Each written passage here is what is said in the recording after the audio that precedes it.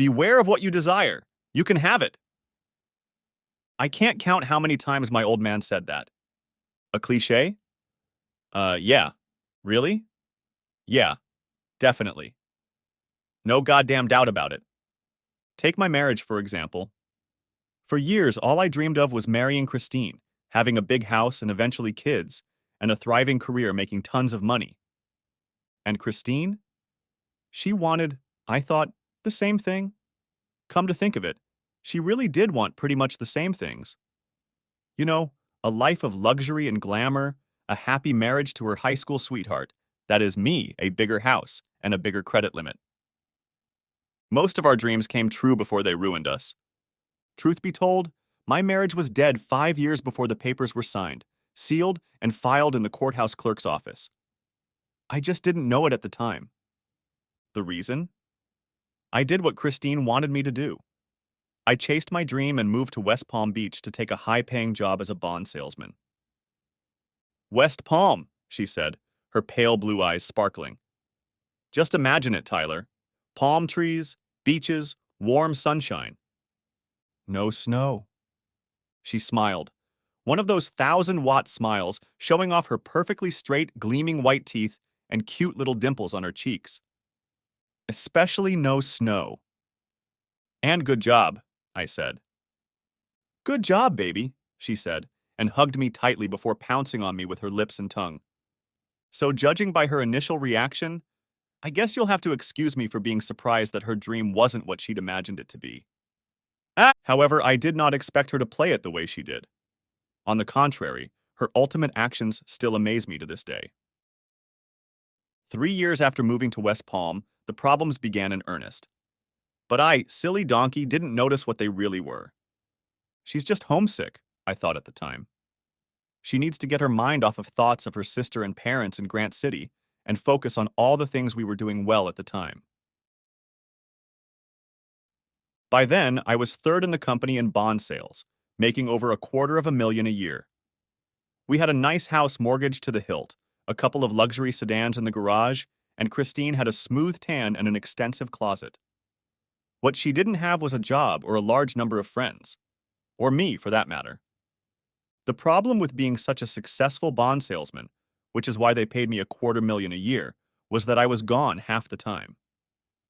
I was flying from Dallas to Atlanta, then from the Big Easy to the Big Apple, selling our products to end marketers who sold to the public or to their select customers. When I wasn't flying 2 or 3 weeks a month, I was working 70 hours a week trying to make new contacts and future sales. Get it? Get it? I'm a dumbass, and I probably should have been paying more attention on the home front.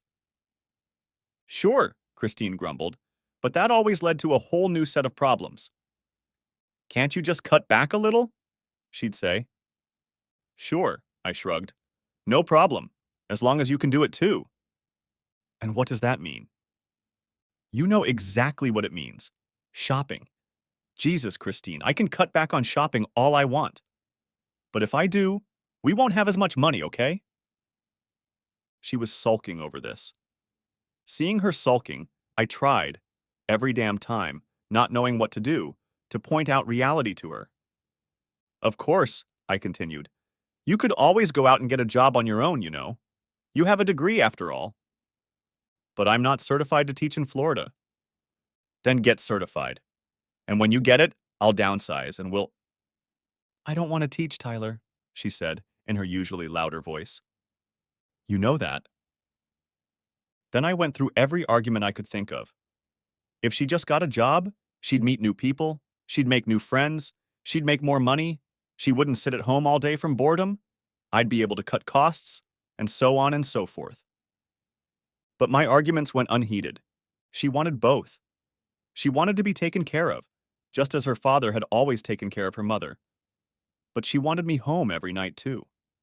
She wanted the Ward and June Cleaver lifestyle, albeit a much more elite one than little Beaver Cleaver had envisioned. And me? Well, I wanted to give her what she wanted. She was the one. The love of my life. The only girl I'd dated since we started dating as sophomores.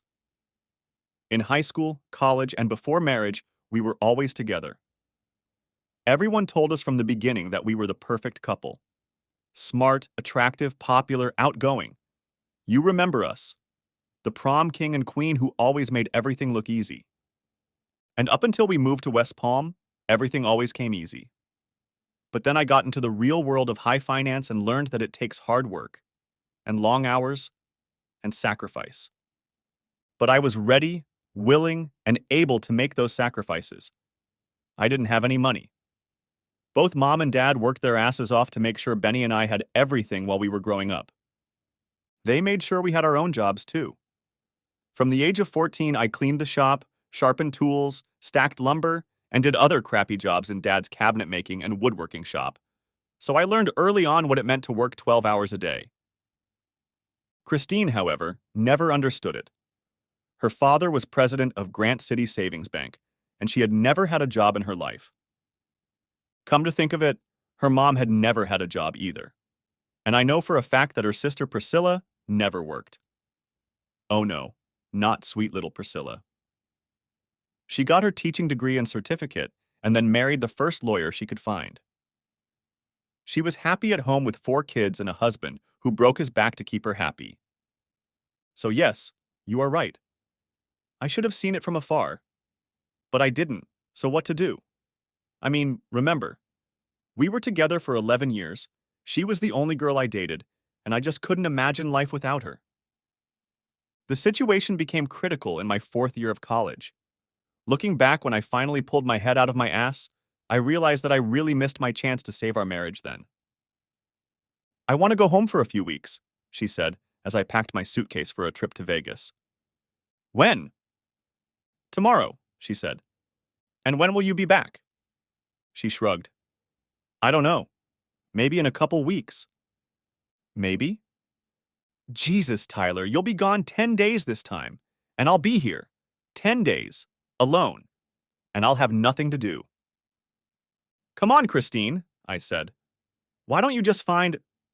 I'm not getting a goddamn job, she yelled. Give me a break already. I don't want that.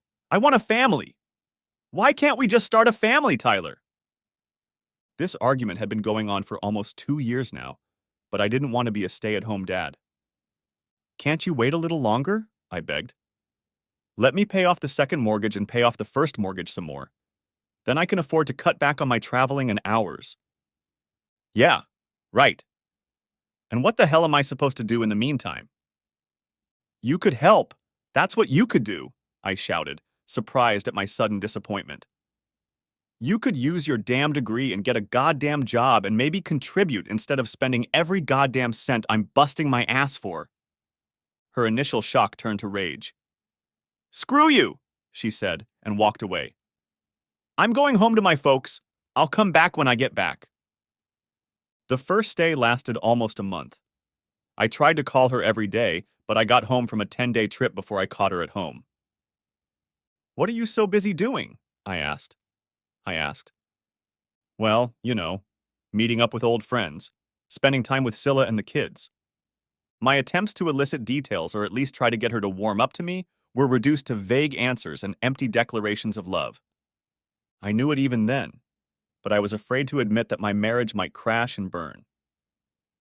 When I suggested she take the time to fly down to see her and our families, she just ignored me, and I didn't.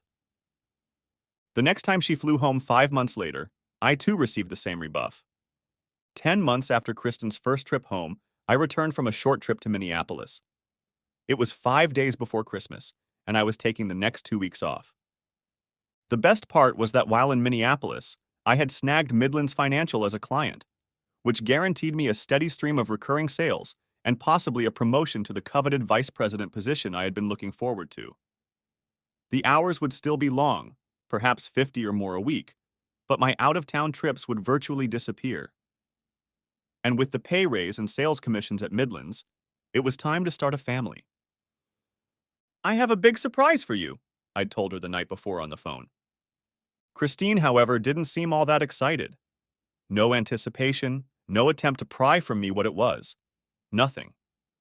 Just, sure, Tyler, we'll talk when you get back. But we didn't. And we never would talk, I realized, standing in the foyer and looking at my nearly empty living room. While I was gone, she busied herself leaving. She'd left. Without a word of warning. Chapter 2. 2 weeks later, on a Sunday morning at 10 o'clock, the phone rang. Hello? Ty, honey, what's going on? Hi, Mom, I said, deflating. It wasn't Christine. I don't know what's going on. Kristen left. Why didn't you say anything last week? We talked every Saturday or Sunday. Mom, Dad, and me. Ty? She repeated. I don't know what's going on. She's gone. I came home from work and she's gone. She came home, Mom said. With her folks. I saw Dorothy at the store the other day. She told me. Did she tell you why? Gave you a reason? Anything? No, honey. Just said Christine had come home and was living with them. And what are you going to do about it, boy? Barked the father on the other line. Nothing, Dad. What can I do about it? Fly over there and beg her to come back. You've got to do something, haven't you? Said Dad. No, Dad, no, she's already done it. Made the decision, without even talking to me. So that's it? You're just going to give up? I'm not giving up, I said, my voice getting hot. Edwin, Mom said, leave the boy alone. He's confused. Well, he needs to not be confused, Dad objected. Dad, I said, calming down and trying not to let them get into an argument. I came home from a trip. I got promoted. I wanted to tell her I'd work less and we could start a family. But instead, I walked into an empty house. She was gone, along with most of the furniture. I'm going to sleep in this damn chair, okay? No conversation, no phone call, no note. Nothing. Oh, honey, Mom lamented. Uh-huh, Dad said. So I'm pretty sure chasing her to Grant City and begging her to come back would be a waste of time, okay? After all, she won't even return my calls. Dad and Mom sighed in unison. A week later, I was personally served with a summons for Christine's petition for dissolution of marriage. I think that's the legal wording for, I'm moving on, asshole. Let's move on to the divorce case. Kristen filed for divorce in Lincoln County, Illinois, where we were from and where she now lived with her in-laws. The thought of coming home for the divorce kept me on my toes, especially since I would have to take a vacation, and she wasn't working at all. So I requested and obtained a transfer of the lawsuit to Palm Beach County, Florida. That pissed her off, and she decided to hire a real shark. But my shark turned out to be bigger, and she ended up getting a good thrashing in a blindingly fast divorce proceeding. It was so easy because we had only my only income, a house, no kids, minimal debt, and only a few healthy bills. The attorneys settled almost everything without the judge's involvement. Since she took all the furniture, she was ordered to pay off the credit cards used to buy the furniture. This, of course, was out of her equal share of our marital home, which was sold for next to nothing 2 months after she left in the then hot Florida real estate market. The only thing the judge had to decide was the issue of alimony. So Christine had to fly in and attend one court hearing. It must be said that the starchy, carbohydrate-laden diet of Midwesterners didn't seem to do her any good. She looked a little chubbier than I remembered, maybe 15 pounds heavier. She definitely had an I hate you look, though. Anyway, it was a child support case. Christine demanded $4,000 a month for 3 years, and then it was renegotiated. I didn't demand any alimony at all. The judge, an old bastard with gray hair on his head, ears, nose, and eyebrows, and a voice like a rasp, laughed loudly at Christine's request and looked sadly at my refusal to pay anything. He gave her 1 year, $2,000 a month, and I would never have to pay her another dime. No matter. It was less than 10% of my paycheck. When the bailiff called a recess signifying the end of our case, Christine ran out of the courthouse without saying a word. Priscilla threw me a burning look, then hurried after her sister.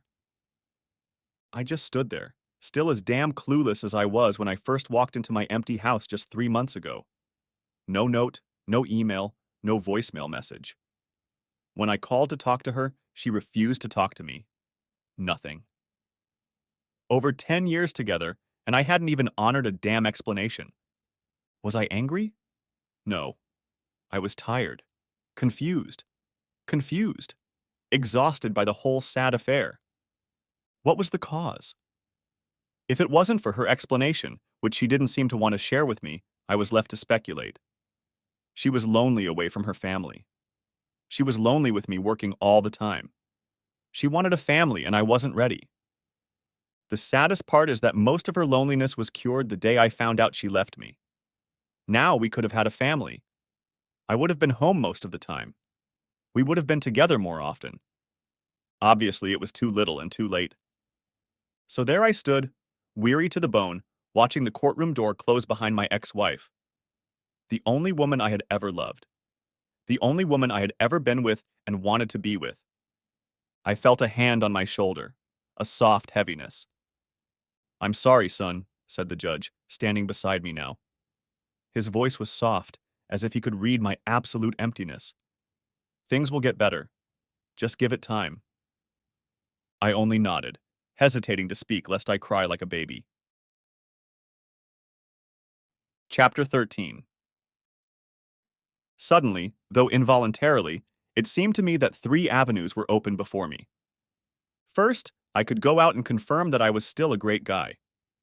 To do that, of course, I would have to spend every waking hour sleeping with every girl in sight. This, of course, had its advantages. Obviously, I would broaden my horizons, which couldn't have been more gratifying. But let's face it, experience wasn't my strong suit when I'd only been with one woman my whole life. What if I couldn't handle it and became a laughingstock? Second, I could dive headfirst into work, in which case I'd probably make even more money that I didn't need and guarantee a complete lack of free time to try to find a life outside of work. Besides, I was working so hard just to make ends meet and give Christine what I thought she wanted to be happy. Yet my old man always said it best. Do you want to work to live or live to work? Now that my salary was over $300,000 a year, I decided to work to live. Third, I could have just said screw it. Quit my job, move, start a new life. There was a certain amount of appeal to that too. Heck, who doesn't want to just jettison everything that's wrong and start fresh in some strange place with complete strangers who won't constantly remind you that you're a failure at marriage? There was a certain adventurous pathos about him that appealed to me. You know, a Jack Kerouac kind of thing. After much thought, at least in the time it took me to drink 2 margaritas, I decided on a plan of action. It would be all 3 options. I will work until I drop and go to a new place and start fresh. In doing so, I will work on my college major. English, not sales or finance. You'd be surprised how many salespeople study English. I mean, besides teaching, what the hell else is there to do with an English degree? I wanted to write. I loved that activity in high school and college, but I never had time for it, as marriage and work took all my energy. Well, there was no better time than now, and it seemed like the perfect distraction from life. So I devoted every spare minute outside of work to writing. When writer's block hit, I'd go to clubs and try to get laid. No relationships, mind you. I was an emotional wreck, and the thought of getting close to a woman other than for fun made me want to puke. Still, entertainment sounded pretty good. I started that same night. I'll never forget it. Most people get drunk or try to get laid on divorce day, but I spent the rest of the day in my apartment trying to come up with story ideas. What if this? What if this? What if, a man leaves his wife for no reason, and then she disappears, and no one knows where she is, and he's lost without her, and consumed with searching for her, and wondering if she was murdered, kidnapped, or just ran away. This guy, the poor bastard whose wife ran away. Let's make him, a bond salesman? Too boring. Private investigator? Too corny. Oh, I'm getting close. Sheriff? Yeah. Small town deputy. Backwoods town. Who's beaten down by his job and his existence, and the only bright shining beacon in his universe is a wife who's always been too good for him. Close. How about a police? Lieutenant? After all, it would seem that the sheriff could get a month off to find his wife. But where does he live and work? How about Rockford, Illinois, a larger city of 150,000 or so, about 40 miles from Grant City. That seemed like a better option. And so it began, with a series of what ifs. Wild permutations of my own crazy situation, my own screwed up what ifs. What if the only woman you ever loved decided she didn't love you anymore? Or loves someone else more? Or maybe she never loved you at all? 2 months into the relationship, my mom called out of the blue on a Tuesday night. "She's getting married," Mom said with sadness in her voice. "Christine," said I, stunned that she had replaced me so quickly. "Christine," Mom confirmed. "To Randy Walters." "The cop?" "The very one." "It didn't take her long," I said. "I think it started before she even left you," Mom said. "At least that's what they say. They started dating when she started coming here to visit her folks." "Goddamn bitch." "And," Mom said, pausing before giving the rest of the story away in a rush, "she's pregnant." I was stunned. That damn cold, conniving, heartless, promiscuous, manipulative, vindictive, narcissistic, spiteful. "Say something, honey," Mom interrupted my mental tirade. "What's there to say?" interjected Dad.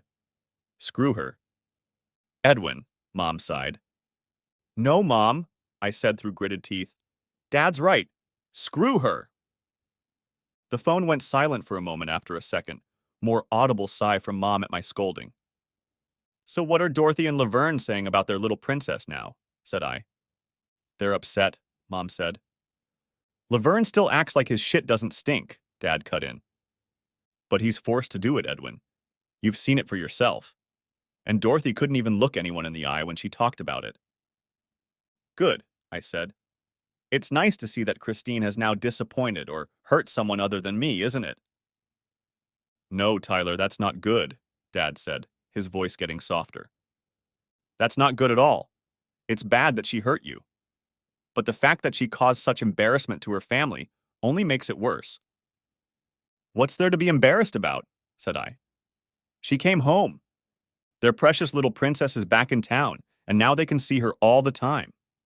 And their new baby is with that jerk Randy Walters. And they can go on, they and Priscilla for that matter, they can go on telling her how special she is. And her damn brat too." "You're hurting, Tyler," Mom said. "We know that. But don't let your anger turn into hate. Don't let it eat you up, honey. Please. Don't do it." "What doesn't kill us only makes us stronger," I said. "Or rotten through and through," Dad added. But I didn't feel rotten through. Not even in the slightest. No, Christine was rotten to the core. I was just a dumbass who hid my head in the sand when all the signals were there. I was just a goddamn knucklehead who was willing to look through my fingers to preserve what was already screwed up. The good news was that my alimony was due to run out before the end of the year. Apparently, her marriage had stopped paying alimony the moment she married the bastard. So there you go, Christine. Screw you. After that phone call, the scenario took a darker turn than the originally planned happy ending. Much darker. 2 months later, as I wrote like an obsessive every night from 6 to midnight and 10 to 4 or 5 on weekends, I had a complete outline of my first novel. Character biographies were written while I was rooting over the outline, and they were constantly being added to as the outline progressed. Suddenly, I sat down. At 10:30 at night, all these months later, 9 months after she'd left me. 6 months after I'd started with a finished outline. That's when I realized I hadn't gone to bed in over 9 months. Hell, I hadn't even thought about getting laid. But now that the first step in my new life had been taken, I realized that my balls were ready to explode if relief didn't come soon. Pardon the pun. Anyway, the writing would have to wait another day or two. 10:30 seemed a little late for a walk, but West Palm is a swanky neighborhood with lots of nightclubs and lots of young people. For some reason I couldn't remember from when I was younger, people. 25 and under never showed up before 9. Thus, there was little chance of getting laid at 10:30 on a Thursday night. Half an hour later, I found myself at Matt's, a sports bar and dance club with a packed parking lot. As I made my way through the doors into the bar, I received smiles, glances, or light touches from at least 10 pretty chicks, dressed to the hilt and clearly missing who they were still with. At least 3 of them had wedding rings, which almost made me run away before the first beer. But eventually, with beer in hand, I made my way to a table near the dance floor. If anything, I could amuse myself by watching men who thought they could dance sway to the beat with slender beach babes who seemed to be dancing with themselves in their own little worlds. Unfortunately, watching the crowd of tightly clad women squirming on the floor with their faux hipster companions made me realize one simple thing I hadn't paid attention to before. How the hell am I supposed to hook up with someone?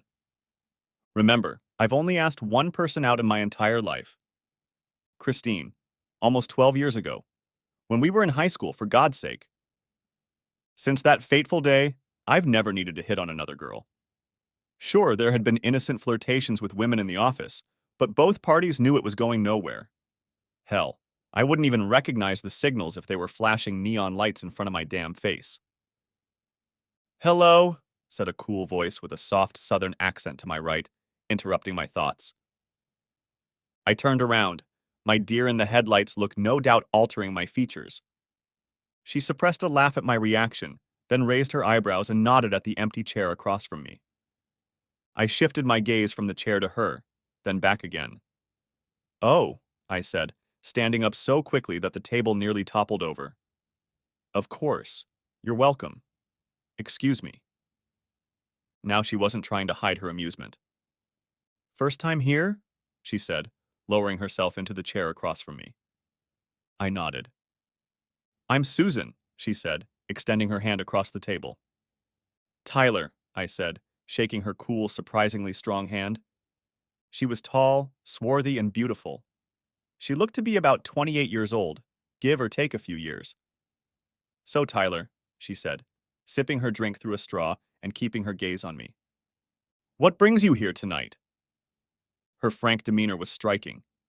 It was clear what she wanted, and she was defiantly trying to figure out if I was looking for the same thing. I think.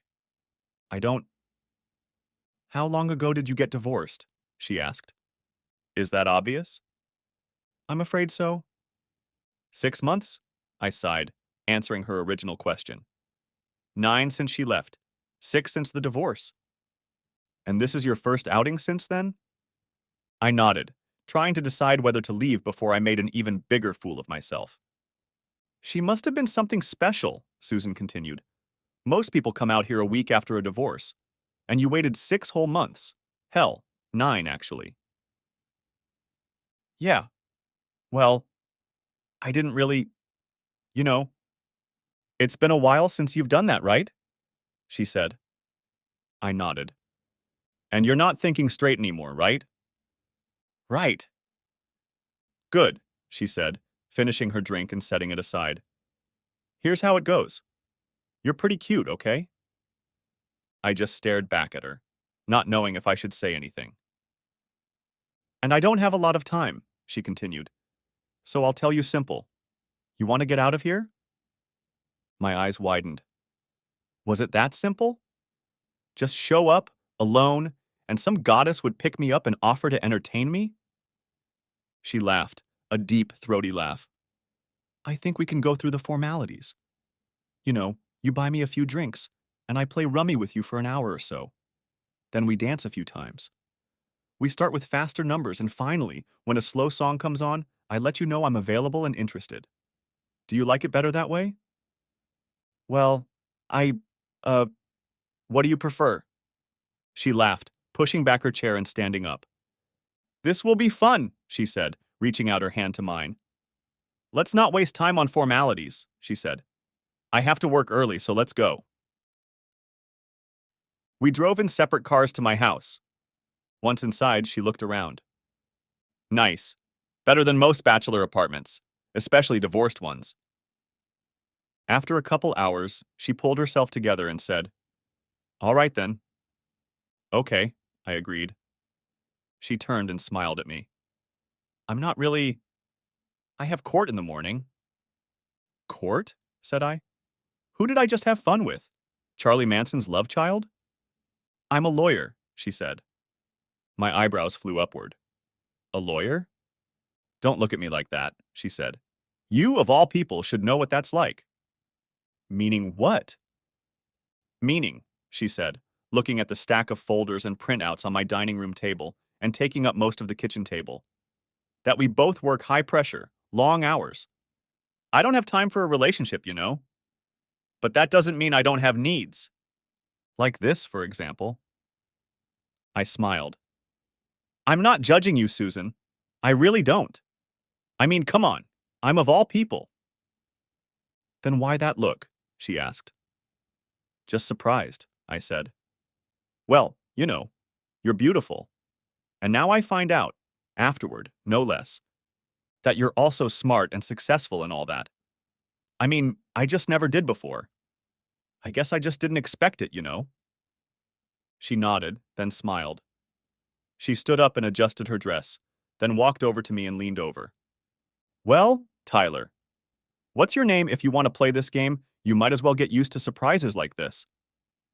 So that means... It means, she said. Maybe we'll meet again. Maybe we won't. You know, play it by ear. Okay? I nodded, frustrated and relieved at the same time.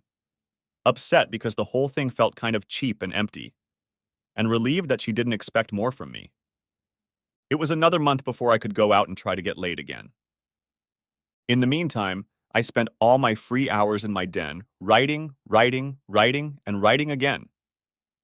Even though it had only been a month since I'd finished the outline, the writing was very fast. I had thought out the outline down to the smallest detail, so all I had to do was put in the descriptive prose and dialogue that seemed to fly off my fingertips, through the keyboard, and onto the screen. A month later, I was almost a third of the way through from outline to my first completed novel. And then my suppressed physical desires reasserted themselves. It was a Saturday afternoon, a little after 4, and I'd been sitting at the computer for almost 8 hours. Deciding not to fight it, I dressed in a pair of khakis and a pale blue Oxford shirt and sandals and headed back to Matt's. I ended up staying there for about 3 hours, buying drinks and dancing, and then left again, this time with a frilly little Cuban girl named Sofia Martinez in my arms. The next morning, over a cup of coffee, I stared out the sliding glass door of my apartment at the gray waters and sky over the Atlantic, pondering my personal life. Several questions immediately arose. First, sex when you're single is very different when you're married. It's more selfish, and it's more so on both sides. Second, there were many more referrals. Third, despite the selfishness on both sides, there was also an insecurity, a hesitancy to really put yourself out. There. If I do this, I thought a few times, will she get mad and leave? Won't that ruin the mood? Finally, it all seemed so impersonal. Would I ever get used to it? On the other hand, there was no way I was going to be chasing a real girl or a real relationship anytime soon. Finishing my second cup of coffee, I made my decision.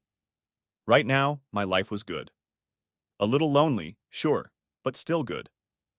The book was progressing, work was in full swing, and I was having fun when the pressure reached a crescendo.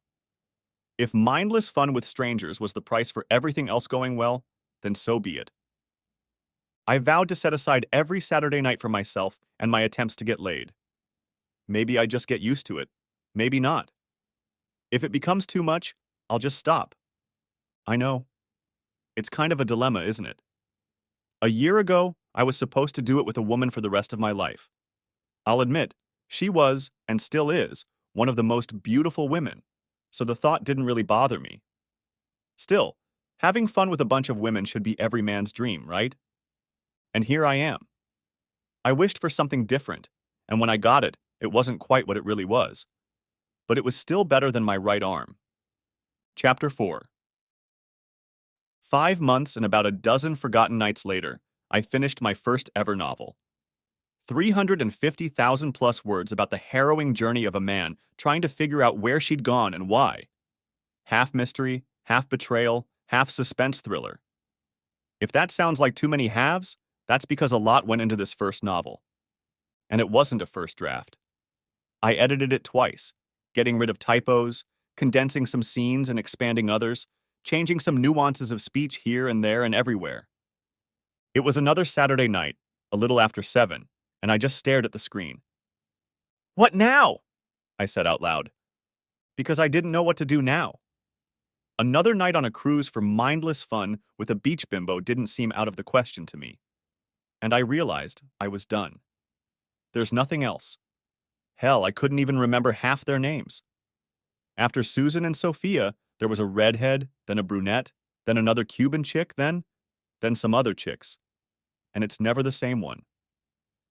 I was faced with a more pressing problem. I had written a book, and what the hell was I supposed to do with it? Realizing nothing, I started scouring the internet.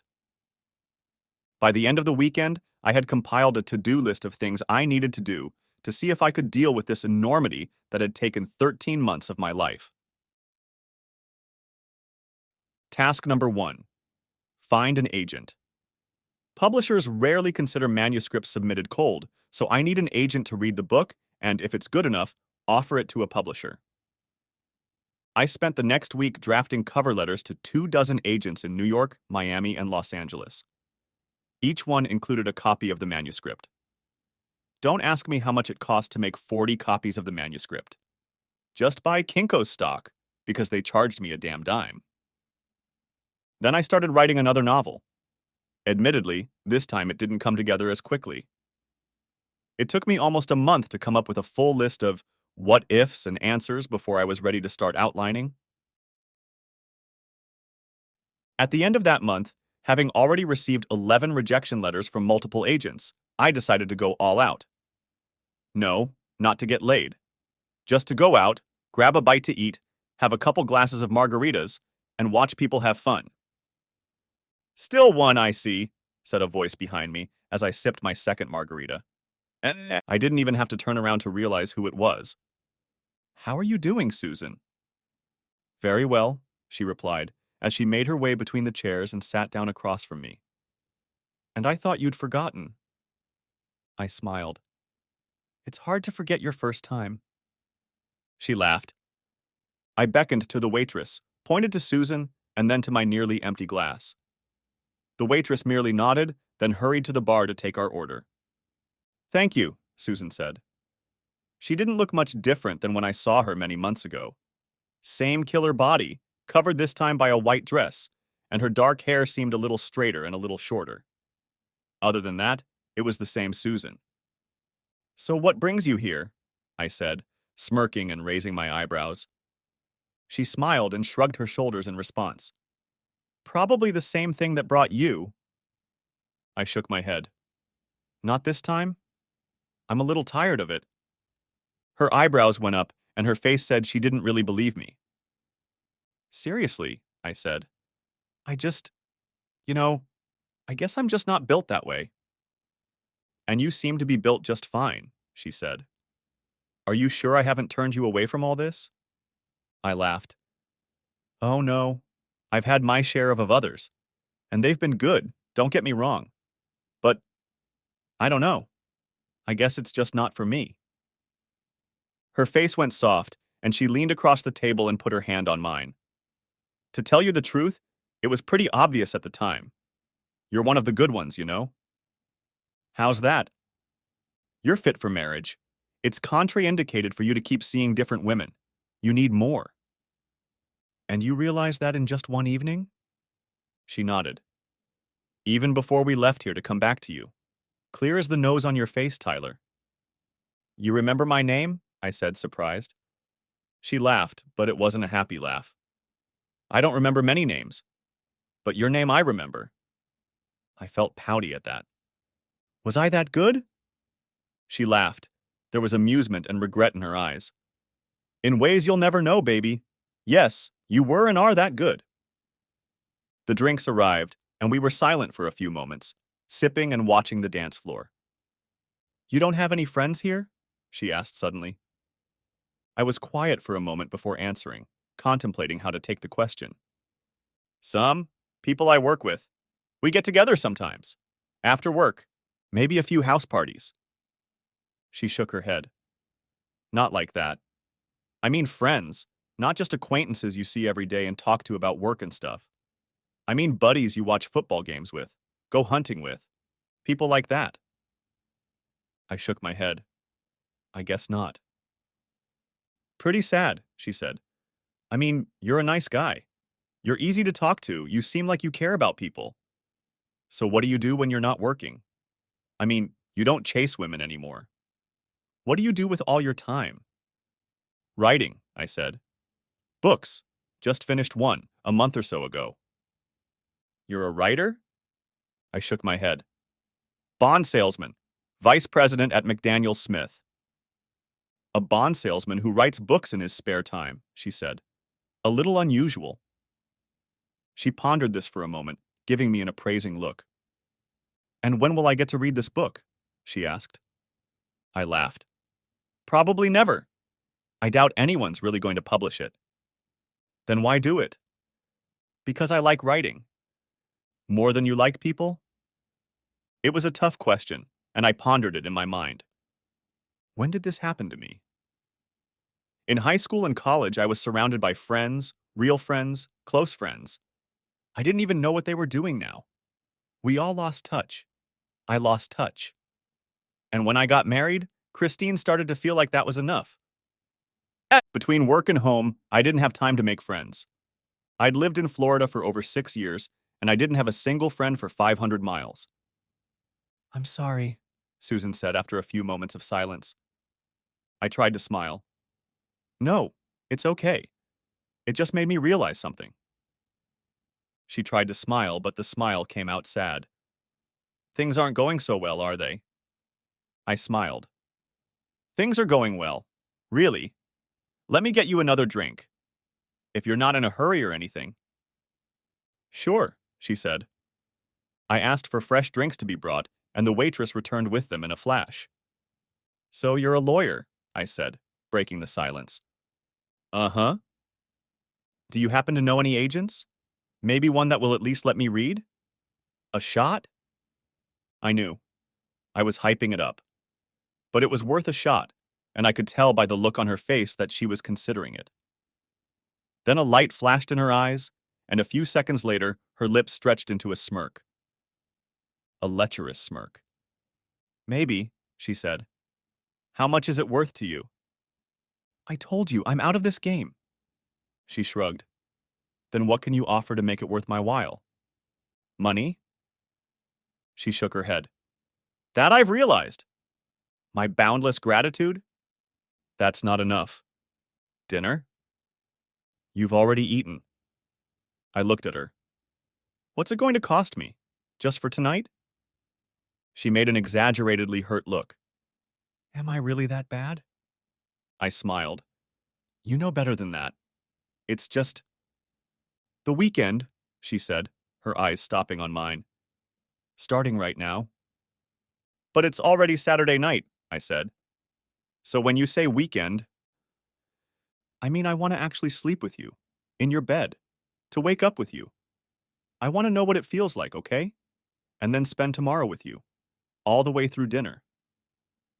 But you can get that from half the guys here, I protested. But you're not half the guys here, she objected. I don't feel cheap when I'm with you, okay? I want to know what a guy like you, a guy who looks at me as more than just a receptacle to take my jock off, what a guy is like to spend time with. You want to date, I said. She shook her head. Sorry, sport. My situation hasn't changed much. I'm still on the road half the time and burning midnight candles when I get back to base. So I'm not good for dating. No, I just want to know, at least for one day, what I'm giving up here. I pondered her words. Truth be told, I felt sorry for her. She was successful, you could tell by her jewelry and dress, which must have cost pennies. Plus, she was practicing law, which meant she must have worked for a larger firm that probably handled bigger clients and bigger cases. So, she had realized all of her dreams and now wanted to know how much they had cost her. Frankly, I would have let her spend the night on those terms, but not without persuasion. Still, if she wanted to help me and all that. Does that make me a whore? I could tell she was awake. Her breathing had become softer and more rhythmic. There wasn't the light snoring she had been making just a few minutes ago. She was lying on her side facing me, her long black hair cascading over her face and the pillow. But I could still see her face through the soft tangle and watched her lips twitch and her eyes close further. "Please tell me you're not watching me," she whispered. "I'm not watching you," I said. She opened her eyes. "Liar. You're just as beautiful this morning as you were last night." She snorted incredulously. "I'm serious," I said. "So peaceful and quiet and calm." Her facial features softened. "And last night," I continued. "Well, let's just say you snored a lot. It was like sleeping with, well, oops." She slapped me on the head. "Careful, Buster." We laughed together. Then I leaned in to kiss her. "No," she said, pulling away. "I have morning breath." "Suit yourself," I said, sliding off the bed and heading for the bathroom. After getting rid of the 4 margaritas and numerous glasses of water that had kept my energy up the night before, I started brushing my teeth. "Mind if I join you?" she said. I turned and saw her standing in the doorway, wearing one of my old sweatshirts. And nothing else. I waved at her before rinsing my mouth out. "Spare toothbrush here," I said, opening the drawer and pointing to 5 toothbrushes still in their packaging. "Someone has a serious toothbrush fetish," she said, "along with other fetishes." "Tell me about it," she laughed, running her fingertips between my legs. She saw me watching, blushed, and pulled her hand away. We sat at the same sink, she flossed her teeth and I shaved. Then we took a shower. Together. And it felt really, really, really good. So we spent the whole day entertaining each other? Oh, I'm sorry. It's pure fantasy. Instead, we spent the day walking on the beach and eating hamburgers at a beach shack. Then we went back to my apartment for a nap. When I opened my eyes, a lazy smile playing on my lips, Susan was sitting on the edge of the bed looking at me. And she was sad. "Do you ever wonder if you've made the wrong choices in life?" "Every day," I answered. "Not just in the little things," she clarified. "I mean the big things. Things like—" "I know exactly what you mean," I said. "And for the last year and a half, I've wondered every day if my wonderful job and wonderful paycheck are really worth it." She nodded, sympathy flooding her features, but then the sadness returned. "It was a mistake," she said. "Why?" "Because," she said. "Until last night, I had these feelings, you know? These fleeting thoughts that there's more to life than just a career. Maybe a family. A husband I love." A tear rolled down her cheek. "Waking up with the person I love and spending the day the way we did today." She turned away and I sat up and stroked her back. "But now I know what I've been missing," she continued. "It's like I've seen what I could have, but really can't have." "You know, it's not too late," I said softly. "You can still have these things. After all, how old are you? 26? 27? "I'll be 30 in 3 weeks," she said. "30 is the new 20, I said, pulling her to me and hugging her. "I don't know you very well, but I know at least a few things about you." "Like what?" she said, snuggling up to me as I wiped the tears from her face. "Well, I know that you can accomplish anything you set your mind to. You've already accomplished that in your career, right?" She nodded. "Then you can learn not to work so damn hard, make adjustments, and give yourself a chance to meet someone special, right?" "It's not that easy," she said. "No, it isn't. I'll tell you. It probably means you'll have to work somewhere else. People who don't work themselves to death 7 days a week. But there are places like that, right? Even lawyers, I suppose." She laughed. Then her voice turned soft. "You say it's so easy." I was silent for a moment. "It isn't." "What isn't?" she asked. "It's not easy," I said. "If it was, I would have done it by now. In my own life." "And that's why you got divorced?" I didn't know how to answer that. To be honest, I still wasn't sure why Christine had left. Sure, there was Randy Walters, and now there was their new baby. But what came first? Me working too hard or Randy Walters? I don't really know, I finally answered. At least partly, I guess. Probably to a large extent. But I don't think that was all of it. Susan turned to face me and kissed me on the lips, then hugged me with a death grip. Well, she made a hell of a mistake, Tyler. What's your name? It's Collins, I said. Tyler Collins. And I'm Karapova, she said. Susan Karapova. I sighed mockingly. Are you telling me I'm sleeping with a communist? She giggled against my neck and pulled me to her. The wall was torn down a while ago, she said. Gee, I'm just saying, you know? Her giggling intensified. You're shit. I made scrambled eggs and cheese and toast for dinner, and we ate in near silence. But it was a comfortable silence, broken only by the ringing of the phone. Mom, I thought. I missed the call that morning. Hello? Tyler, Dad said, his voice choked. What's wrong, Dad? Your mom, he said. She's in the hospital. Did you call Benny? He tried to squeeze out a no. I'll call him, I said. Then I'll get there as fast as I can. Hurry up, he said. Please. I promise, I said, but he'd already hung up. What's wrong? Asked Susan as I turned to face her. My mom, I said. I don't know. I gasped, and scared. She handled the crisis quickly and confidently. Benny is your brother? I nodded. Call him, she ordered, pulling her cell phone out of her purse and heading into the bedroom. I'll book you a ticket and get you packed. Chicago, I said. She turned and looked at me perplexed, and I repeated. Fly to Chicago. It's only an hour away. She nodded, dialing numbers into her cell phone, and then turned and headed back to the bedroom. Your book, Susan said as she drove me to the airport. What? I replied, turning back to her. Your book, she repeated. Where is it? I just stared at her, not understanding. Her eyes were fixed on the road, her face focused on the traffic, but I could see that her features had softened. I promised to get your book to an agent, she said. I'd like to fulfill my end of the bargain. You're kidding, right? I said. My mom's... Well, things are really bad. Maybe even worse than bad. And you're worried about our deal? No, she said. I'm not really worried about it. And I know you have more important things to do. But while I'm here, I want to do something for you, Tyler. Something to maybe take some of the burden off of you. Maybe give you something to take your mind off things. She was crying now. And I don't know what else I can do. I just want to...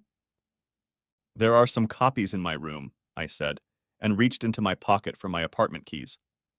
I started to remove the front door key from the ring and continued. They're in a box on the floor next to the computer. It's called Long Gone. She nodded, wiping the tears from her face and trying to smile. Okay, she said. I'll see what I can do. Thanks. And give me your phone, she said. Why? I'll put my number in it. Why don't you just give me your number and I'll program it, I said. You'll be able to focus on the road. She gave me her number, and I obediently entered it into my contact list. You want my number too? I said. She nodded. Nodded tensely and alertly, as if she was afraid to ask for my number. She handed me her BlackBerry and I added myself to her contacts. 10 minutes later, Susan walked me to the security line after 911. I hope everything works out, she said, hugging me tightly. Me too, I gasped, hugging her back just as tightly. Some kind of date, huh? You sure know how to show a girl a good time, she said, and tears came to her eyes. I dabbed her eyes with my thumb.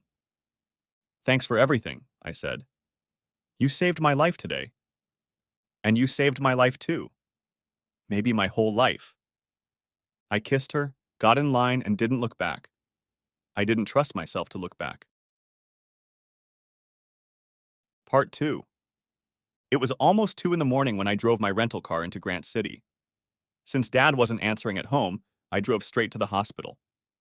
Dad, Benny, and Benny's wife Maureen were in the waiting room. When they saw me, they came up and we all took turns hugging. It's a stroke, Benny said as we hugged. How serious? We don't know yet, Dad said.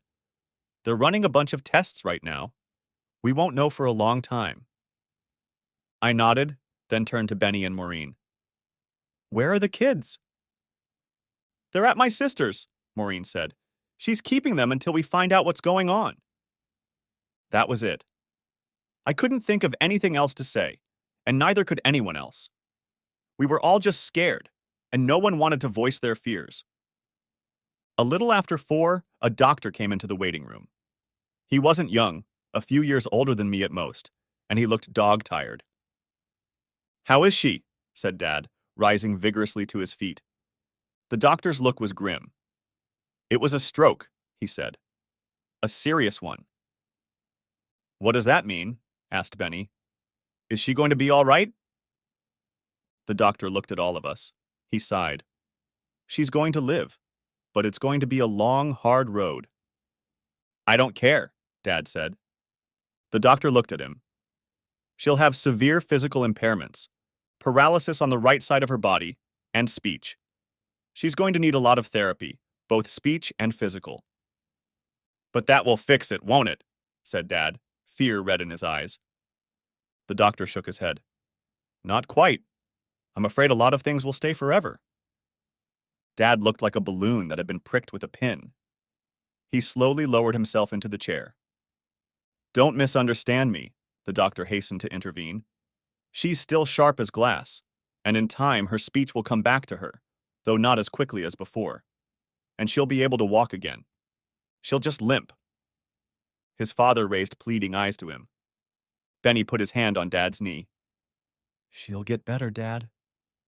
I put my hand on his shoulder. She's a fighter. Dad tried to laugh through the pain and fear. She is, he agreed. She'll get better. Just watch. You could see from the doctor's face that he doubted it, but he had the wit and compassion to just nod. 2 days later, Benny, Maureen, and I were sitting at the dining room table drinking our morning coffee. Dad was already at the hospital, making arrangements for Mom to be sent to the treatment center for an initial, and we were told, very intensive, course of physical therapy. I noticed Benny and Maureen glancing over, then at each other, Maureen raising her eyebrows and nodding her head in my direction. What? I said, looking at her. Just say it. Benny cleared his throat.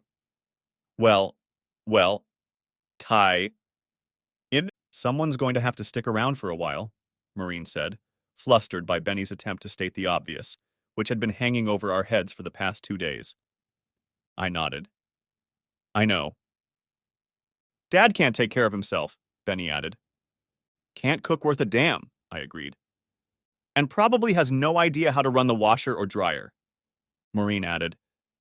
And he's going to be really busy driving to and from the therapy center and stuff, Benny added.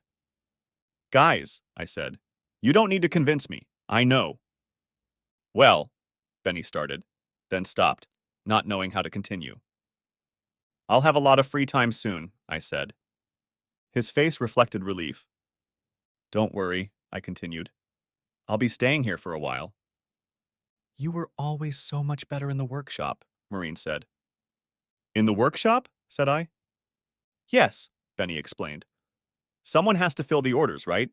Dad can't just leave everything behind, can he? At least I don't think they have that much in savings. I hadn't really thought about it, but it makes sense. Someone had to make custom cabinets, tables and chairs, dressers and bookcases, and they were right. Benny would lose his fingers within a week. A total klutz. You're right, I said. When Dad got home that evening, we went to the shed that served as his workshop, and the rest of his carpentry and woodworking business for that matter. You'll need to fill orders all the time, I explained on the way out. Yeah, he sighed, not really caring about it. I don't know. So why don't you show me what's in the bunker and I'll start first thing tomorrow? He stopped, turned around and looked at me intently. I had his attention, that's for sure. Do you even remember how to do any of this stuff? How to work with your hands? It'll come back, I promised. He moved his lips, gritting his teeth in thought. I'll stay home tomorrow, he said. I'll check everything out and keep an eye on you. See if you still have it. I smiled. Fair enough. Benny and Mo can hang out with your mom. She'll like that. You'll be rid of her worries for a while. He nodded. We went to the workshop and got busy with orders that needed to be filled, plans that needed to be finalized, invoices that needed to be raised, and everything else necessary to run your own little business. After more than 6 years of working with much larger figures, the business side of things didn't really intimidate me. However, looking at some of the figures in various stages of completion left me in awe. The tight joinery and sculptural shapes of the furniture made me break out in a sweat, and the hand dovetails on the drawers and cases scared the crap out of me. I hadn't done a hand dovetail joint in over 7 years, but I remembered how long it took me to master the art. Maybe just hire someone, I thought. Sam, I said into the phone, I need a serious vacation. What? He was in apoplectic shock, just as I'd suspected. Sam Runyon was senior vice president of bonds at McDaniel Smith, and the thought of taking time off went against his very essence. It's my mom, I explained.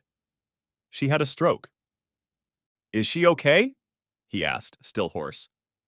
No, Sam, she's not okay. She's in deep shit. She's not going to die or anything, is she? No, she's not going to die, I said. Then what's the problem? My dad, I explained. He needs someone around until she gets out of inpatient care. And for how long? About a month. A month, he growled, half grieving, half disbelieving. Maybe more, I said. More than a month, he moaned. That doesn't sound like... I don't know, Collins. I really don't. You're asking too much. That pissed me off. I gave my everything to these assholes and now they're pissed that I need to take care of my folks? You're kidding me, right? I'm sorry, I said, biting my tongue. I really can't get out of this one. I'll have to take it up with the higher-ups, he said. It's not that simple. I mean, you need a week, sure. You've got one. 2 weeks? Yes, we should be able to cover. But a month? I mean... I'm not asking you, Sam, I said, my voice getting hard as I struggled not to explode. I'm telling you, okay? He paused, no doubt surprised that someone would challenge his authority so blatantly. Do you realize what you're saying? He said. That perhaps you're giving up your current position? Is that what you want to do? I don't really have a choice, I said. This is about my parents, not some damn sick dog. And what are we supposed to do while you're gone? Who's supposed to have your back? That's not my problem. It sure as hell is your problem, Collins. This is your department. You're in charge of it. And what am I supposed to do? Exploded I. Just say, hey, sorry, Mom and Dad. I can't help you. I hope you don't lose everything in anything. Be sure to write at Christmas. Yeah? And Mom? Get well, sweetheart. Is that what you think I'm supposed to be doing here? I don't give a damn what you're doing, Collins, he snapped, his voice getting harsher. I'm just saying it's not my problem. And it's not McDaniel Smith's problem. Understand? Loud and clear, Sam, I said before I could even think about it. And Bonds isn't my problem right now either. And what does that mean? He demanded. I thought for a moment before answering. Those bastards had already gone a long way toward destroying my marriage, with no small amount of help from Christine and me. In pursuit of the almighty dollar, they demanded hours for which the slaves were willing to revolt. And now they want me to just abandon the only family I have left? That means 2 things, Sam, I said. First, it means I'm resigning. Immediately. I heard him catch his breath, then pull himself together. You said 2 things, he said slowly. The second thing is my severance pay, I said.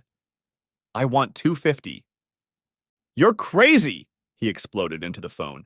You're quitting because of us. We're not firing you, and you're doing this without warning. And we're supposed to pay you for it?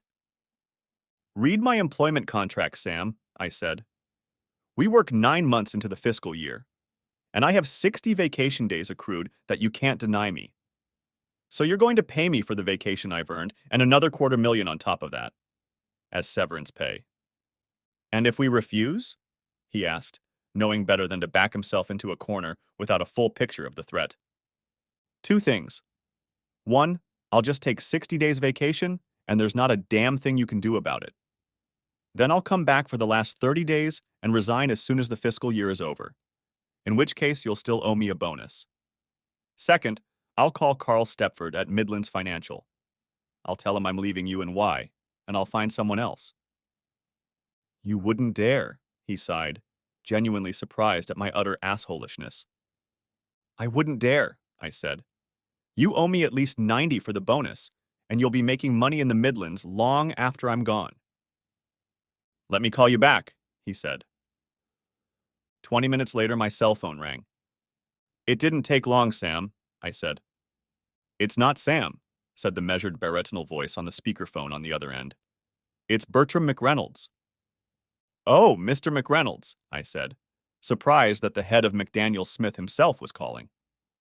It seems there's been an unfortunate misunderstanding, Tyler, he said. How so, sir? I think Mr. Runyon may have been a little hasty in his response, Tyler. Perhaps was a little too harsh. I smiled, deciding not to say anything in response. Are you still there? Still here, sir. What I'm saying, Tyler, is that you have 60 days of vacation ahead of you. 60 days that you earned by breaking your back. And if you need that time to be with your family, we're all for it. Your job will be waiting for you when you get back, okay? I don't know, Mr. McReynolds, I said, knowing how I was going to proceed. I mean, he seemed awfully sure of the firm's position. I speak for this firm, Mr. Collins, rumbled McReynolds. There was a pause, and when he spoke next, his voice was softer. We're very sorry to hear about your mother, son, and we don't turn away, I don't turn away, from our valued employees in times of need. So if you need time, please take it. I'm sorry, sir, I said. I won't be back. I pictured poor Sam Runyon sitting across from McReynolds at that moment, cringing at the look that was undoubtedly burning his skin. But here's what I'm prepared to do, sir, I continued. You'll approve the severance package I've asked for, and I'll see to it that you keep the Midlands during the transition period. Let's face it, friends, Bertram McReynolds didn't care about me or my mom. He wanted to keep the Midlands. Okay, Tyler, he said warily. We're listening. You're assigning me a replacement. Then you'll send him, or her, and Sam to follow me to Chicago. I'll go with them to the Midlands and introduce them all to the people around here. I'll tell you a heartwarming story about why I'm leaving, despite your best efforts to help me. And I will ease their transition. I'll make sure they think you guys are still golden.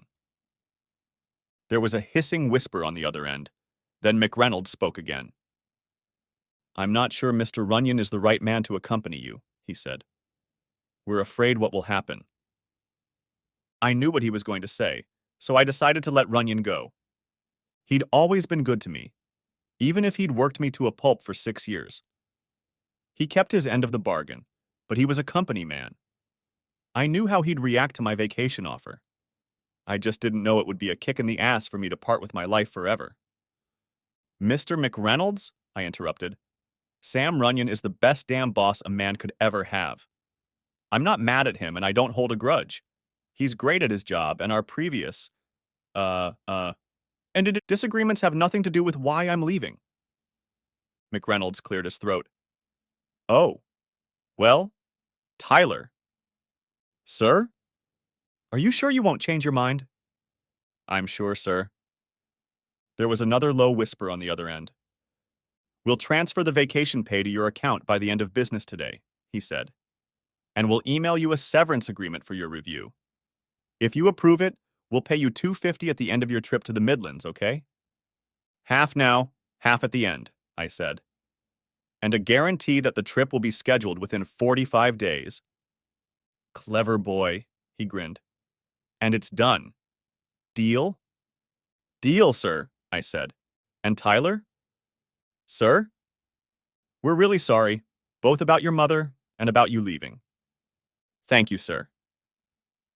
2 weeks later, I spent Thursday and half of Friday in Minneapolis, securing Midlands account work for my former employers. By the following Monday, the balance of my severance pay was in my bank account. So what the hell was I going to do? Not the slightest clue. That phone call gave me confidence that I wouldn't have to worry about money anytime soon. With my savings, stock options, and even after taxes, severance, and vacation pay, I had a tidy little nest egg of almost $700,000.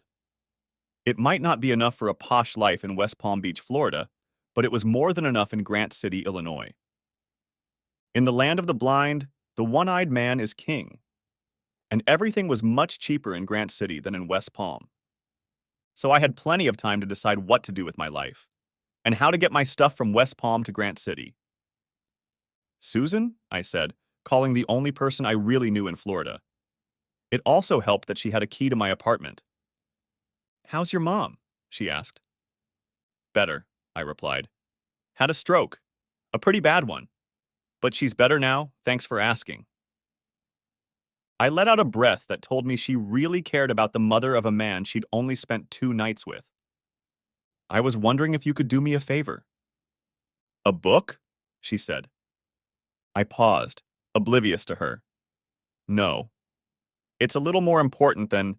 I don't think there's anything more important than getting it published, she said, her voice becoming agitated. Jesus, Tyler, that's awesome. Have you read it? Of course I've read it, Susan said. You think I'm just going to pawn it off without making sure it's good? I chuckled, pleased with myself. And you liked it? Loved it, she said. And I already sent it to my friend. She should get it today or tomorrow. Well, thanks, I said. Both the praise and the fact that she'd kept a promise I'd completely forgotten about were beyond my expectations, if I'd remembered about the book at all. So, she said, you called. Yeah. Look, I'm going to be moving here for a while. Susan was silent. Disappointed? I couldn't tell. Mom's in rehab, I said after a minute. Dad has his own business, and he needs help running it right now. What about your brother? Bobby, or whatever his name is. Benny, I corrected. He's married. Kids. Lives 4 hours away by car. She fell silent again. And I need help getting my stuff up here, I continued. You have my key and everything. I was just thinking. Of course, Tyler, she said, her voice soft. You know you do. What do I need to do? Let me make some calls, I replied. See who I can hire. As soon as I find someone, I'll call you. Maybe you can just drop them a key or something. Sure, she said, trying to portray a cheerful mood. No problem. Anything. What's wrong? Said I. Nothing. Come on, I can tell. I don't know. I mean... Yeah, she sighed. Just that. Yes, said it all. She was interested in me. Cared about me. Maybe she wanted to try dating me. I'm sorry, I said. What else could I say? Don't be. She tried to laugh but couldn't. Shit happens, right? I guess so, I agreed. And it's only been a few days, right? Maybe the first time, I said, sadness overwhelming me. But not the second time. So it could have been more? I told you. You're special. Smart, sweet, beautiful. With a career. And 1,000 miles away, I added. So you quit? She asked. From your job? Uh-huh. The silence dragged on. 10 seconds. 20. Give me a number, she said. Whoever you hired. I'll make sure you get everything back, okay? Thanks, Susan. And expect a call from the agent, okay? Her name is Natalie. I will. And Tyler? She said. I heard her snort, like she was about to cry if she wasn't already. Yeah, baby. Take care of yourself, okay? You too. She hung up the phone. Chapter 6. 2 weeks later, in mid-June, My car, furniture, and all my personal belongings were safely delivered from Florida. Everything but the car, clothes, and computer had been put in the garage for safekeeping until I found a place of my own, which wasn't going to happen until Mom came home from rehab. A quick internet search gave me the address of Susan's employer. I never found out her home address, and I sent her diamond earrings for her help. She called to protest, but I didn't want to hear about it. She was there for me when I needed her, which was far more than I had any right to expect. I worked in the workshop 12 hours a day, sometimes with Dad, but usually alone. My woodworking skills came back to me, almost all of them. With Dad's help, I was able to fill orders and produce high-quality furniture and cabinets. Dad only had to correct a few glaring blunders. But what did he expect? In any case, he was getting much better quality than he was paying me for, which was zero. It was mid-morning, and I decided to take a break from working on the dovetails in the set of drawers for the low Queen Anne chair I was making out of quilted maple. Sipping my coffee, I pulled out my cell phone and saw a voicemail message. "Mr. Collins," said a husky female voice.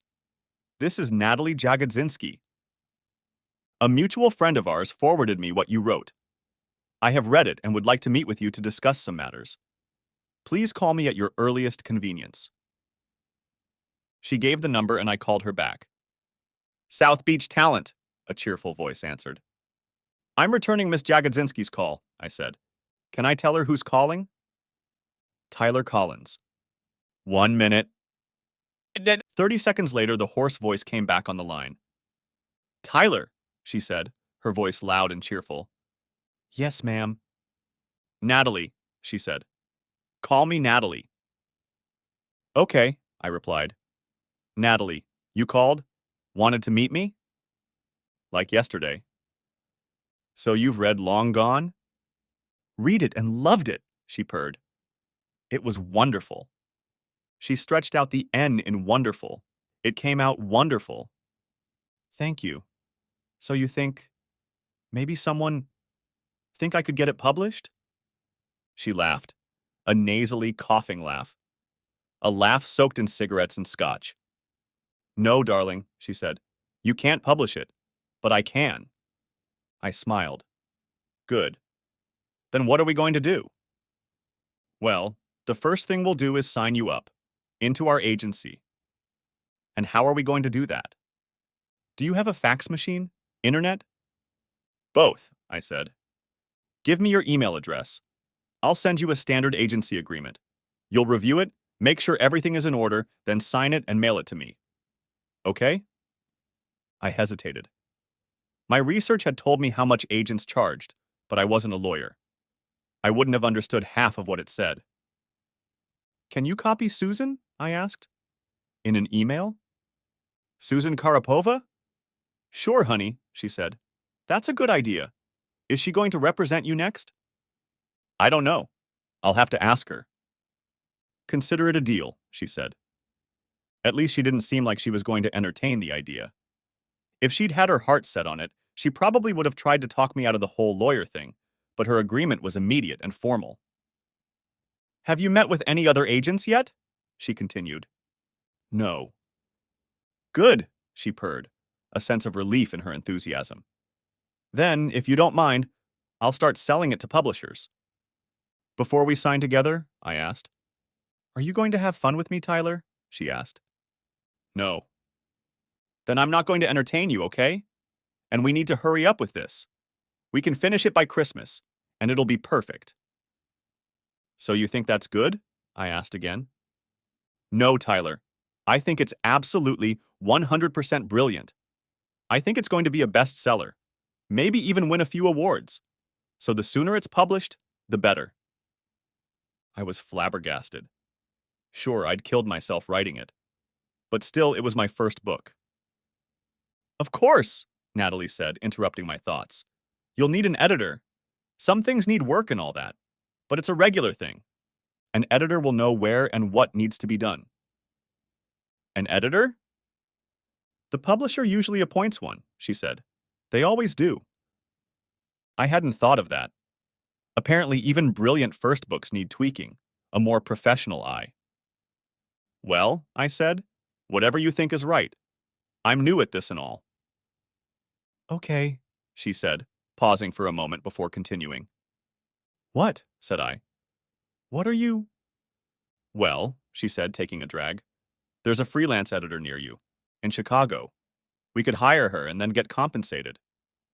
Is that kosher? There's a chance they won't agree to reimburse, and then you'd have to pay out of your share of the royalties. Maybe 10 to 15,000.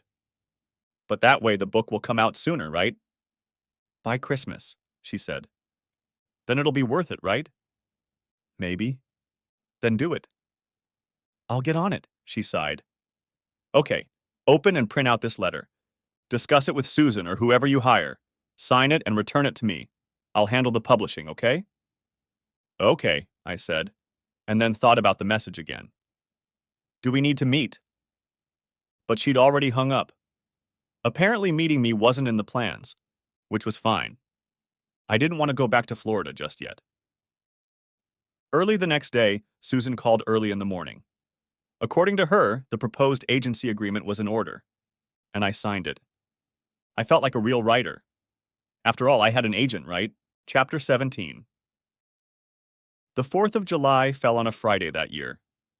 So Thursday night turned into a busy night at the bar, where old classmates, friends, and relatives who had flown in from out of town to see long-lost loved ones gathered. And I was tired of writing nights, even though the new draft was well underway and almost finished. Even though it was originally created faster than the original story, I was now making it more complex by adding more layers to the plot. So I decided, what the heck? Dad was visiting Mom, and on the way home he decided to grab a bite to eat. It was almost 7:30, and I didn't mind socializing. A few beers at the bar and grill was perfect. So by 8, I showered, shaved, dressed in clean shorts and a golf shirt, and pulled into the crowded parking lot of the bar and grill. There are 3 types of people in Grant City. Those who go to the bar and grill, those who go to the Hitchhikers, and those who go to other bars. But if you combine all the other bars, they don't have the same success as bar and grill or Hitchhikers. This is mostly due to the food at these 2 hotspots. The food at the bar and grill is definitely better. Everyone knows this and pretty much agrees with it. But sometimes you want to eat a good greasy burger with salty fries, and that's when the Hitchhikers comes to the rescue. Also, the hitching rail hosts live bands a couple times a month, and you can still see some of the General Beauregard guys popping in here when they're not touring or working in the studio. So like I said, both have their devotees. I'm a bar and grill aficionado. I like that food because it's lighter and, well, yeah, a little more refined. It's definitely not your average pub. But mostly I prefer the atmosphere. There's a jukebox, sure, but it rarely gets too loud, and the tables are spaced far enough apart that you have a bit of space. I prefer quieter establishments where the bartender leaves me alone if I want to be left alone. Tonight, however, the establishment was packed to capacity. As I expected, the place was full of classmates from different years standing around tables, sharing pitchers of beer, talking about their families and careers, or just chatting about old times. The dining hall was full as well, and I quickly took my table. Need company for dinner? Came a voice behind me. Allie, I said without turning around. Same here, she replied, leaning over my shoulder and smacking my earlobe with her soft lips. I turned and took her under my arm. Allison Palmer, Christine's cousin. The prettiest of the Palmer girls, and there were many. Everyone in Grant City had been saying for years that old Grandpa Palmer should have been bred to studs because all the descendants in his line were such incredibly beautiful specimens of the female form. You look gorgeous, I said, looking at her smiling face and twinkling hazel eyes. You too, handsome, she replied, taking a sip from her bottle of Corona, but all the while keeping her eyes on me. Still single?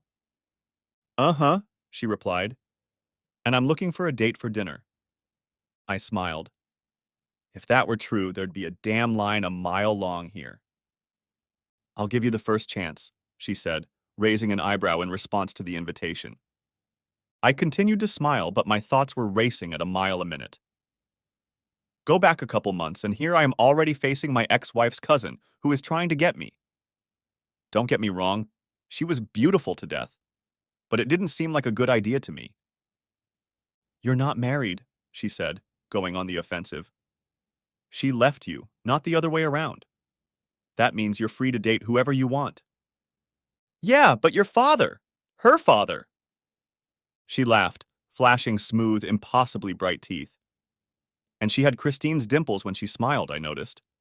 And Christine's look. The look. The look of the Palmer girl. A look of invitation that was hard to resist. I'm not inviting you to a family reunion, Tyler, she said, holding out her beer to me. I took a sip, closing my eyes and enjoying the way the icy lime-flavored beer worked its way down my throat. This wasn't a good idea. Sure, I said. I'd love to have dinner with you, Allie. We chatted easily while we waited for our table, and then at dinner. It was an easy thing to do. After all, we'd known each other for most of our lives. We went to the same Christmas parties, Thanksgiving dinners, picnics, family reunions, and get-togethers for almost a decade. She was only a year later than me in high school, and we practically ran with the same company. So we had a lot to talk about. Thank goodness she waited until dinner was over, while we were sharing a bowl of cherry jubilee and vanilla ice cream, and started talking about the ex. She's miserable, you know that. Who is? Said I. Christine. I remained silent. They're stuck in this crappy little 2-bedroom apartment on Adams, she continued. His apartment is left over from when they got married. It's small and crappy and she stays home alone all day, with the baby and does nothing. There's not enough money and everything. That's her problem, I said. She made her bed. She said you've been ignoring her, Allison prodded. You were gone all the time, on business, working forever, and she was always home alone, with no friends and no business. Then she should have gotten off her ass and gotten a job, I said, trying to contain my anger. You're right, Allison agreed. I'd rather not talk about her, I said. Just thought you might want to know, she said. She screwed up and she knows it damn well. Good. So, she said, now that you're back and all, now that you don't have that high-pressure job 1,000 miles away. Yeah, said I. Both would do. Well, she said, are you thinking about trying to get it back? You're kidding, right? She raised her right eyebrow in a mixture of surprise and delight. Not a chance in hell, I said. She's married now, with his child. So like I said, she made her bed. So if she was married but it was your kid? I stared at her. What difference does it make? None. And she's already found her knight in shining armor. They can have each other. I have an idea, she said. I'm all ears. How about we go up to the bar? Maybe we can have a few more drinks. Sounds great, I said, figuring out how much the bartender would charge me for a dish of maraschino cherries. Then, she said, leaning closer, we can go back to my place for a while. There it was, the moment of decision. The second when I could either do the smart thing or accept her invitation. Sounds like a plan, I whispered. Are you sure? She asked. Because you're not so sure, Tyler. I smiled. Positive. What can I say? I'm a man, right? A flesh and blood one. Allie had a small house on Polk Street on the north side of town. She taught English at Grant City High School, so she didn't make much money. Plus, she had never married or had children, so she only had to spend money on herself and her house. The house was neat, tastefully decorated, and hung with pictures of many generations and branches of the Palmer clan. Just looking at the pictures of all those beautiful cousins would have made a dead man's heart ache. But what turned me on was what Allie did as soon as we walked through the door. She walked ahead, and I followed her until I ran into her in the dark living room. I've wanted this for a long time, she said, kissing me. It happened that I spent the night in her house. The next morning she got up before me, which was a role reversal for me. I usually get up with the sun, which rises pretty early in July. Breakfast? She asked from the doorstep. 2 days later, I was at the Piggly Wiggly looking at watermelons when I heard her voice behind me. Was entertaining my cousin supposed to be some sick way to get back at me? I didn't turn around. I'm talking to you, Christine said. And I'm shopping here, I said, picking out a watermelon and putting it in the cart. It's good to see you. Have a good day. With her was a little boy who wasn't even a year old. He was cute and chubby, with blonde hair and amazing blue eyes. He looked at me bewildered, and I smiled back at him. A smile spread across his face, and droplets of saliva sprinkled from the corners of his mouth. Hey, handsome, I said softly. He waved his hands in response, and his smile grew even wider. Christine shifted her gaze from me to her son, then back and forth a couple times. How's that going? She insisted. I don't know what you're talking about, I replied, waved goodbye to the baby, then turned to my car and pointed it toward the bakery. She followed me. She couldn't wait to tell me, Christine said. And Scylla, for that matter. And? It's my fault, how? Jesus, Tyler, she's my cousin, she said, as I rummaged through loaves of French bread, searching out any that were slightly stale. The tomatoes were early this year, and I wanted to make a tomato, basil, and bread salad for dinner, drizzled with fruity extra virgin olive oil. It paired perfectly with grilled chicken from a can of beer. So, I said, putting the 2-day-old loaf of bread in the cart and heading toward the meat department. She was still following me, annoyed by my nonchalance. Stay away from her, Christine said. There are plenty of single women in Grant City for you. I think you can stay away from my family, for heaven's sake. No, I said, looking at the chickens. What? I picked a chicken, put it in the cart, and turned to face her. I said no. She stared at me, but I kept an impassive expression on my face. You gave up the right to tell me who to date, I said evenly. It's none of your business, so stay out of it. But Allie made it my business, Christine muttered. So it's all out in the open now. I shrugged. It was bound to happen sooner or later, I guess. And you think that's cute? Rubbing my nose in like that? I'm not rubbing anything in your face, Christine, I said, put my hands on the cart, and rolled toward the cash register. Tyler, she said behind me. But I ignored her. I had grilled chicken and tomato salad with bread to make, and Allie was coming over for dinner. The end. Thanks for watching. I hope you enjoyed it, so subscribe to my channel and watch the next video.